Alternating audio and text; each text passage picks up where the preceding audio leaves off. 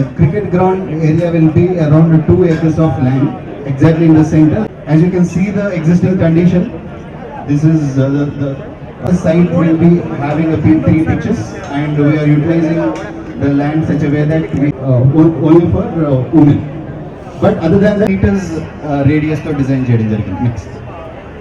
స్వాగతంతో కుంభ పూర్ణ గౌరవ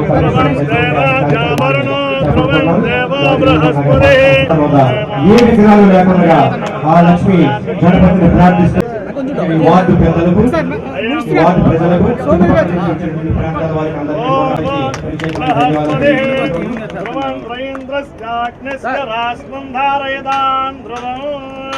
ఇప్పుడే శిలాఫలకాన్ని ఆవిష్కరించి ఉన్నారు. ప్రారంభ ముహూర్తం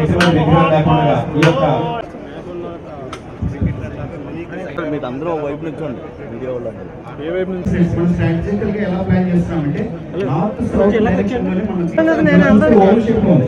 అందుకే మనకి ఈ రిమైనింగ్ ప్లేసెస్ లో మనం ప్రాక్టీస్ నెట్స్ పెడుతున్నాం. At the same time first time sir మన ఆంధ్రప్రదేశ్ లో కూడా ఫ్రెంచ్ ట్రైన్స్ పెడుతున్నాం. అంటే మీరు మాన్సూన్ సీజన్ లో కూడా ఆడుకోవచ్చు కదా. సో అలా చేస్తున్నాం. ఇంకొకటి ఏంటంటే ఆల్ అరౌండ్ 4 ఫ్రంట్ లైన్స్ మనం ప్రపోజ్ చేయడం జరిగింది సార్. నెక్స్ట్ థింగ్ ఏంటంటే సార్ మనం బ్లీచర్స్ అనేవి ఫస్ట్ టైం అవుట్డోర్ చేస్తున్నాం సార్. మంచి టాపిక్ ఆల్ అరౌండ్ అవసరం కాబట్టి బ్లీచర్స్ మనకి అవసరం అవుతుంది సార్. చిరకాలంగా పెండింగ్లో ఉన్న అనేక సమస్యలకు పరిష్కారం దొరుకుతోంది ఎన్డీఏ కూటమిలో. నా చిరకాలం అంటే పిచ్చుకులంక దాన్ని అభివృద్ధి పొందాలో ఇవాళ దుర్గేష్ గారి నాయకత్వం దాన్ని అభివృద్ధి చేస్తూ ఉన్నాం. ఎప్పటి నుంచో పెండింగ్లో ఉన్నాయి. అలాగే స్టేడియం విషయంలో కూడా కేతన్ గారి సహకారంతో ఇవాళ మంచి స్టేడియం నిర్మాణం చేస్తూ ఉన్నాం. పెద్ద స్టేడియం త్వరలోనే పనులు మొదలుపెట్టడం కోసం ల్యాండ్ అలొకేషన్ చేస్తూ ఉన్నాం. క్రీడా రంగంలో కూడా ఎందుకంటే ఇన్ఫ్రాస్ట్రక్చర్ ముఖ్యం. రాజమండ్రి వంటి నగరానికి జిల్లా హెడ్ క్వార్టర్గా మారిన తర్వాత ఇన్ఫ్రాస్ట్రక్చర్ చేయాల్సిన అవసరం ఉంది. రోడ్లు విశాలం చేయాల్సిన అవసరం ఉంది. పుష్కరాల వేదికగా నగరాన్ని అభివృద్ధి చేసేదానికి మనం ముందుకు సాగుతున్నాం. క్రీడా ప్రాంగణాలను అభివృద్ధి చేస్తే క్రీడాకారులు తయారవుతారు. చంద్రబాబు గారి నాయకత్వంలో గతంలో ఆపరేషన్ క్రీడలు కానీ ఆసియన్ క్రీడలు కానీ బ్రహ్మాండంగా జరిగిన చరిత్ర చూసాం. మళ్ళీ ఆంధ్రప్రదేశ్లో క్రీడాకారులకు ప్రోత్సాహం ఇచ్చే కార్యక్రమం మొదలైంది. వారికి రిజర్వేషన్ కూడా 3%కి పెంచారు. వారికి క్రీడా ప్రాంగణాలు తయారు చేసడం కూడా భారీగా నిధులు ఇస్తున్నందుకు చంద్రబాబు గారికి, పవన్ కళ్యాణ్ గారికి, లోకేష్ గారికి ధన్యవాదాలు తెలియజేస్తూ ఉన్నాం.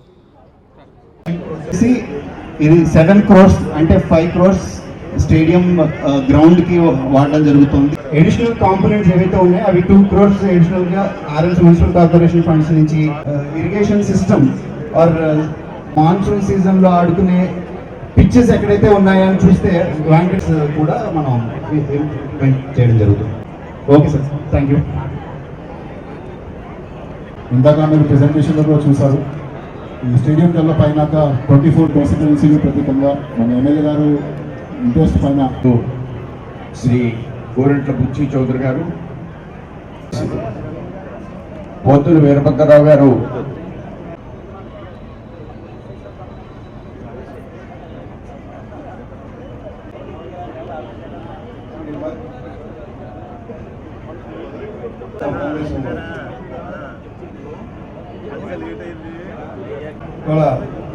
శ్రీ ఎంపీపీ మండల పార్టీ అధ్యక్షులు శ్రీ మత్స్య ప్రసాద్ గారు ఉన్నారు.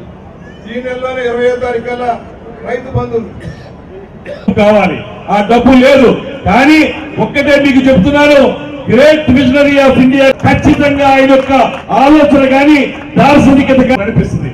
ఆయనకి సహకారిగా పూర్తి స్థాయి రాష్ట్రాన్ని ముందుకు తీసుకెళ్ళడానికి కేవలం సంక్షేమం మాత్రమే కాదు, అభివృద్ధిని, సంక్షేమాన్ని, సమపాలన. రాజమండ్రి ప్రజల చిరకాల వాంఛ అయినటువంటి స్టేడియం నిర్మాణం అనేటువంటి విషయాన్ని ఈరోజు సాకారం చేస్తున్నటువంటి పెద్దలు శ్రీ బుచ్చి చౌదరి గారికి ప్రత్యేకమైనటువంటి ధన్యవాదాలు తెలియజేస్తూ, దీన్ని ఒక సమగ్ర రూపంలో కార్యాచరణ తీసుకొచ్చినటువంటి మున్సిపల్ కమిషనర్ ఖర్గ్ గారికి కూడా అభినందనలు తెలియజేస్తూ, ఇవాళ రాజమండ్రి లాంటి పట్టణంలో సరైనటువంటి స్టేడియం లేదనేటువంటి బాధ ప్రజల్లో ఉంది. అయితే చాలా దార్శనికులు, అభివృద్ధి పట్ల పూర్తి స్థాయిలో అవగాహన ఉన్నటువంటి బుచ్చి చౌదరి గారు తొలి నుంచి కూడా దీన్ని ఒక స్టేడియంగా రూపొందించాలని, దాంతోపాటు క్రికెట్కి మరింత పెద్ద స్టేడియం ఏర్పాటు చేయాలని ఇలాంటి 2-3 ఆలోచనలు చేస్తున్న దాంట్లో శ్రీకారం చుట్టినటువంటి తొలి కార్యక్రమం ఇది. ఈ సంవత్సరం కాలం పూర్తయినటువంటి ఈ సందర్భంలో ఈ కూటమి ప్రభుత్వం వచ్చి సంవత్సరం అయిన తర్వాత అభివృద్ధి కార్యక్రమాల్లో తొలిమెట్టుగా దీన్ని ఒక మల్టీపర్పస్ స్టేడియంగా దానికి శ్రీ పోతుల వీరభద్రరావు మున్సిపల్ స్టేడియంగా దాన్ని ఏర్పాటు చేసి దీన్ని మల్టీపర్పస్ స్టేడియంగా ఏర్పాటు చేయడం అనేది ఈ రాజమండ్రి ప్రజల యొక్క చిరకాల వాంఛ, అది నెరవేరుతుందనేటువంటి ఆనందాన్ని వ్యక్తం చేస్తూ అదేవిధంగా కూటమి ప్రభుత్వం వచ్చిన తర్వాత ఈ సంవత్సర కాలంలో అనేక విజయాలను సాధించడం జరిగింది.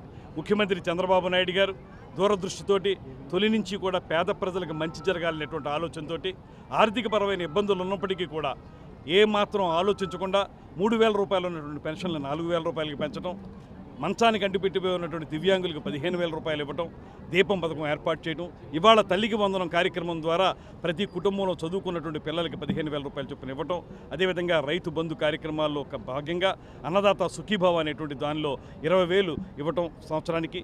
ఆ రకంగా చూసుకుంటే ప్రతి ఒక్క కార్యక్రమాన్ని కూడా నూతనంగా ఏర్పాటు చేసి ఆర్థికపరమైనటువంటి ఇబ్బందులు రాష్ట్రంలో ఉన్నప్పటికీ కూడా వాటిని అధిగమిస్తూ ఏ రకంగా ఆయన తీసుకొస్తున్నారో తెలియదు కానీ తీసుకొస్తూ ఇవాళ ప్రజల యొక్క ఆకాంక్షల మేరకు పరిపాలన సాగిస్తున్నటువంటి శుభ సందర్భంలో త్వరలోనే సూపర్ 6లో ఉన్నటువంటి ఇతర కార్యక్రమాలను కూడా ప్రారంభించుకుంటాం.